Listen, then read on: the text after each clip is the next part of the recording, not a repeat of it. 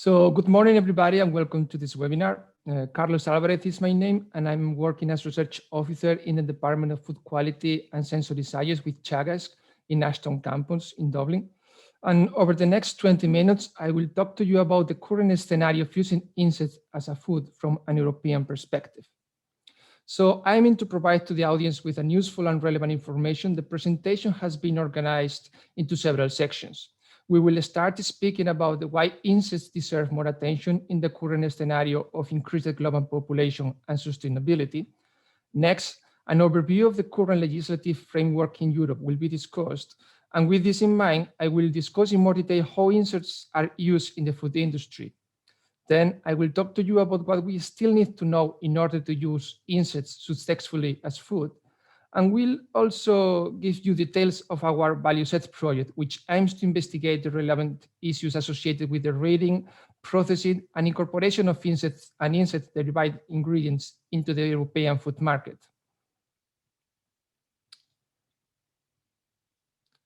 So the first question is, why insects? We need to answer these questions and why insects are a promising source of animal protein for an increasing population and why we should pay attention to them. There are two main reasons that we can mention. The first one is sustainability. As our population increases, we need to find new proteins to complement those from current plant and animal sources. The second one is globalization. Many consumers may be open to new protein sources, thus the need to investigate these new markets opportunities. Regarding to the first point, far fewer resources or inputs are needed to generate the same amount of insect protein compared to other types of protein of animal origin. For example, beef, pork, dairy, or poultry. For instance, the amount of water required to produce a gram of protein is 50 times lower than beef or 30 times lower than dairy or chicken protein. Additionally, greenhouse gases emissions are significantly lower, as are the amount of land and the energy input required. Finally, the amount of feed required to generate the same amount of digestible protein is also remarkably lower. On the economic side, the market has been forecasted to increase in two of the main economies in the world, the United States and Europe. This figure, the one in the picture, represents the estimated market values for the next 5-10 years in the US States on the left side and the European market in the right side. In Europe, three scenarios are contemplated depending on whether the legislation is modified, allowing the use of insects, or still some legal barriers will be in place. But even in the worst scenario, an increased market value is expected. Although insects are rarely consumed in Europe, some interesting facts on a global scale can be considered. More than 1,000 insect species are consumed by more than 2 million people regularly. This is a very different scenario in Europe, where only 3 insect species have been approved to be used as food or as ingredient in food formulations. And I will be providing more details on that in a few minutes. Of those countries where insects are regularly consumed, they are part of the diet as a cheap and accessible source of proteins, which are used to compensate the lack of access to other sources, for example, pork or beef. When obtaining insects, both reading and harvesting from the ecosystem are common practices. In order to satisfy this demand, insect farming and harvesting is a growing activity in many regions of the globe, especially in Asia, Africa, and South America. For instance, in Kinshasa, the capital of the Republic Democratic of Congo, the average caterpillar consumption per household is 300 grams per week. As we can see on the map, other economies such as Europe and the United States are still behind, but there is a clear growing trend and has been identified for this type of products, indicating that the demand is increasing and the food producers will have to increase insect production to meet this new market trend. A final reason for insect inclusion in our diet is the fact that insects are an excellent source of nutritious and high-quality proteins, and they can be claimed as high in protein. The protein content on wet and dry basis is similar to that found in beef, pork, or poultry, which is around 20% or 60% respectively. However, total protein content is just one of the characteristics deserving attention. the amount and type of essential amino acids is highly relevant in order to determine the nutritive value of a protein source. These essential amino acids are those that can only be obtained from our diet. And in this sense, recent reports have demonstrated that the amino acid profile found in the insects approved for consumption in Europe can provide all the required essential amino acids for our diets. A final aspect to consider is how these essential amino acids are digested and absorbed during the digestion process, and this is currently being studied. Additionally, other essential nutrients such as vitamins, minerals, or fats are also present in insects. However, they cannot be considered a source of them since they are minimal and may be present just in traces. Now that we have highlighted some of the most important reasons making insects worthy of attention for producers and consumers, we need to understand what is the current legislative framework operating in Europe. First of all, regardless of the final use of the insects, producers must operate within a legislative framework, which is the same one that applies to producers of any type of food or feed. Insect producers are also required to ensure that their animals are kept in good health so as to prevent the spread of diseases among the produced stock, according to the European Union Animal Health Regulation. The EU regulates which type of feed can be given to farmed animals, and this includes insects. The regulation on animal feed marketing allows insects to be fed with materials of vegetal origin if they are not defined as a waste, as well as some materials of animal origin such as milk, eggs, honey, rendered fat, and blood produced from non-ruminants. However, insects might not be fed with other slaughterhouse or rendering derived products, as manure, catering waste, or unsold products from food industry or retails that contain meat or fish. In addition to the general food hygiene requirements, the production and marketing of insects as a food is regulated by the EU Novel Food Regulation, launched in 1997, which declares that all food not consumed to a great extent before 1997 is considered a novel food. However, this legislation was not very clear for insects, and the vagueness was tackled by the 2015 revision of the legislation, which is applicable from 2 years ago. It confirmed insects are indeed novel foods, and harmonized authorization requirements across Europe is searched. Producers of insect-based foods can now apply and obtain an EU-wide authorization to produce and sell their products. But as mentioned, only a few countries have granted legal status to insects as food, even though some companies were already commercializing whole insects before the legislation came into effect. This allows existing producers under the new regulation to continue marketing their insect-based products in member states where it had already been authorized prior to 2018. This explains why some insect-based products are already sold in Belgium, United Kingdom, France, Germany, the Netherlands, Denmark, and Finland. And this is ahead of the European level authorization. In Ireland, there was not any insect product stated as legal as before of the 1st of January 2018. As I mentioned before, and based on the novel food legislation and following applications from several producers and retailers, 3 insect species have been approved to be used in the food arena in specific countries in the European Union, and those are the locust, the house crickets, and the mealworms. Nevertheless, in the media, there have been a number of publications and reports stating that new legislation specific for insects will be used in the next few months, and this will be clarified and regulate the use of insects at the European level.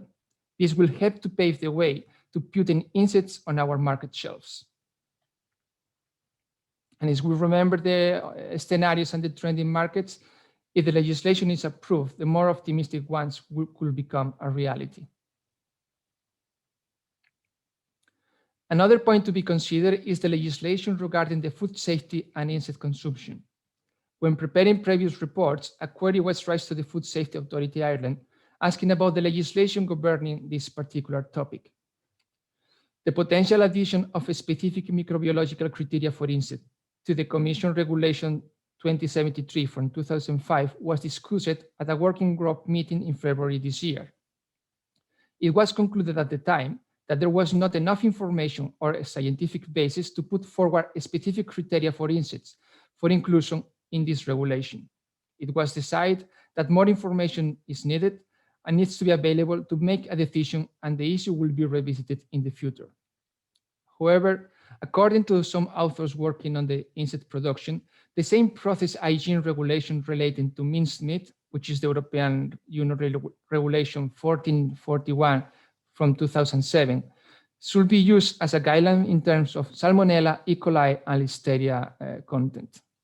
In any case, food business operators are required to protect human health as highlighted in the Regulation 178 from 2002. So now we are going to discuss what we know and we need to investigate further about the insect production. There is a growing amount of information available regarding using insects as a food. Such information covers what is commonly known as farm-to-fork approach.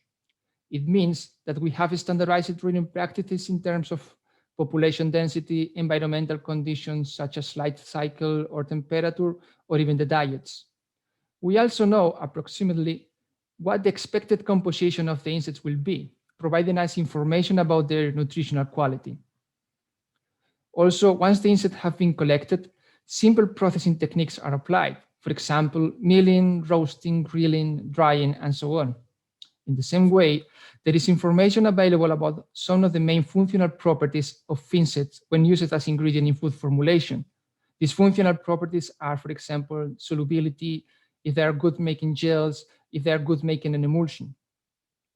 Also, in the past few years, a lot of surveys have been carried out to determine consumer perception of whole insects as a food. The most of these surveys concluded that whole insects do not appeal to the average European consumer.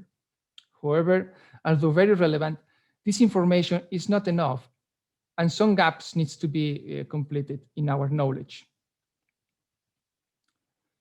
Some of these gaps in the knowledge that we have identified in the ValuSect project, which I will explain in more detail, are the next ones.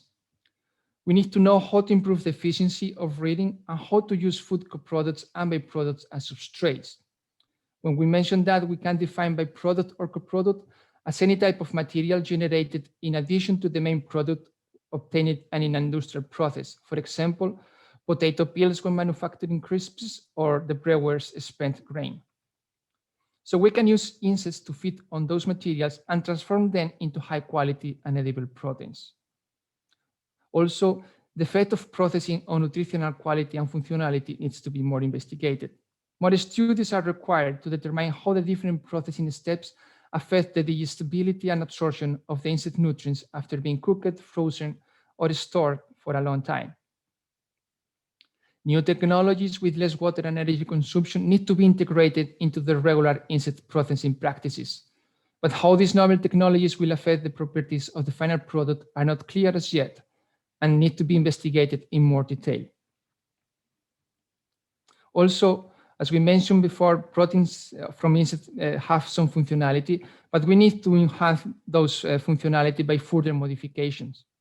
Insect protein might perform poorly for some of them, and we have other proteins in the market that, for example, egg proteins, soy, or gelatin that perform very well, and insects will compete with them. But many approaches can be tried in order to enhance their functionality and hence the range of application. And this is a field to be explored. Potential of insects as source of bioactive compounds is another very interesting field of research. Bioactive are molecules that, in addition to having nutritive quality, can have another effect in our body when consumed. For example, they have an anti-hypertensive effect or anti-diabetic properties. As it happened in the past with dairy proteins, soy products, or other protein source, obtaining and characterizing bioactive peptides from insects is very interesting. As a new insect protein are being tested, there is a huge potential to discover novel and interesting bioactive peptides with application in food, pharma, and cosmetics. Consumer attitudes towards new formulations need to be explored in more depth. Although a lot of surveys have been carried out, we need to know more about consumers' perception of using insects as ingredients instead of consuming the whole animal.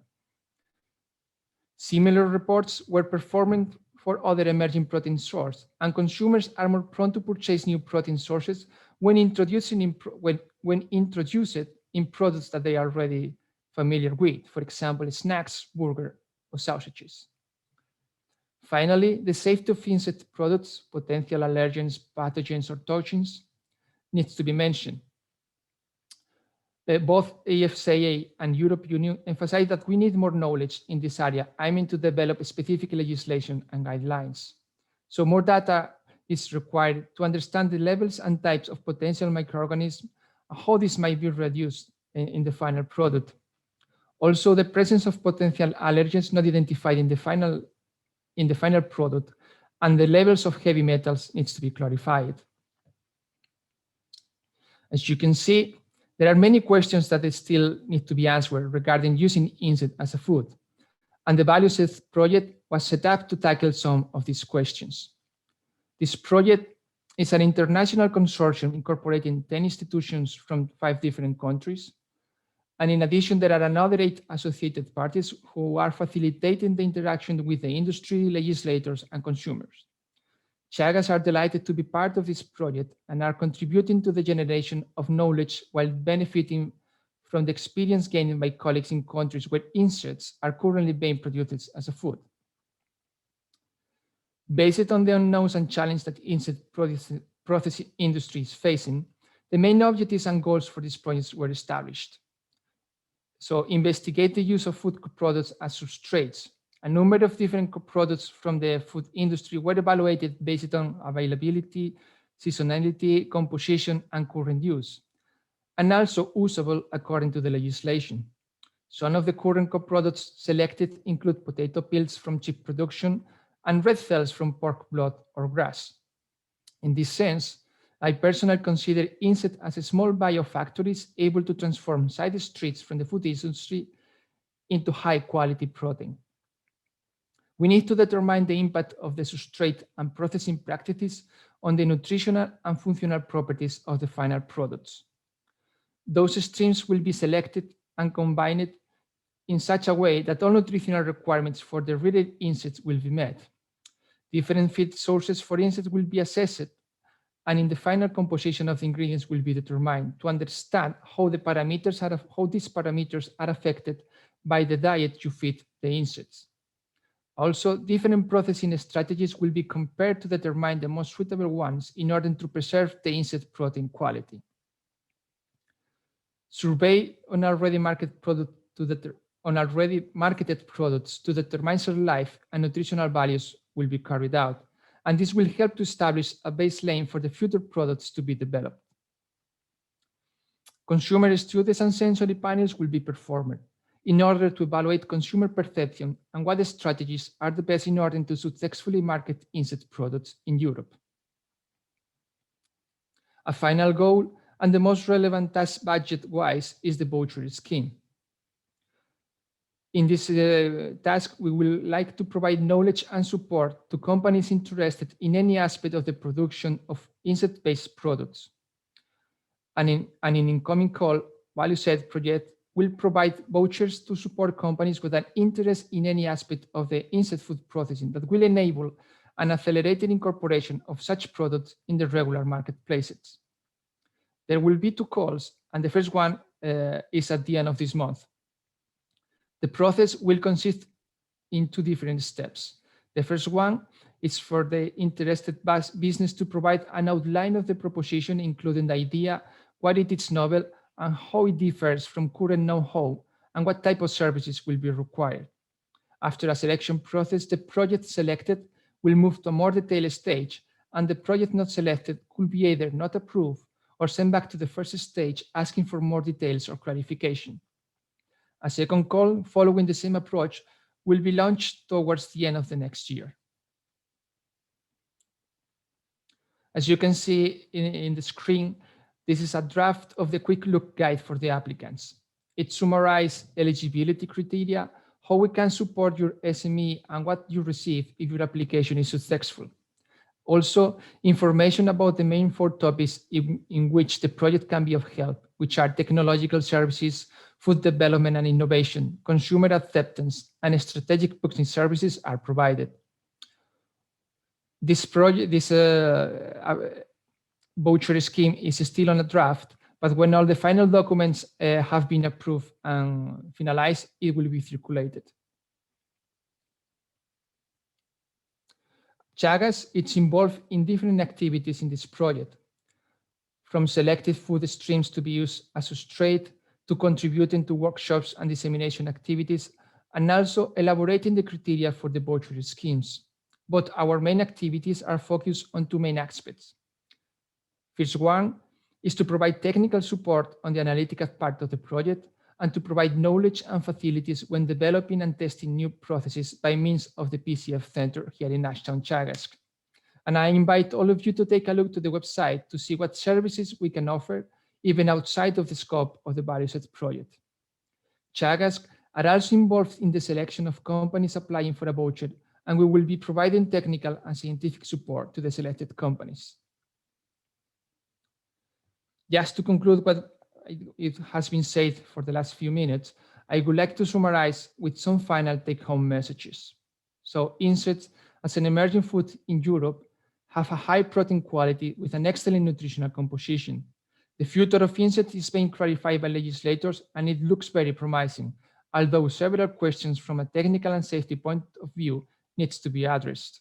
Finally, in the ValuSect project, we're trying to provide solid answers to these questions while supporting the interested SMEs to step in this emerging market. So thank you so much, you all, for your attention.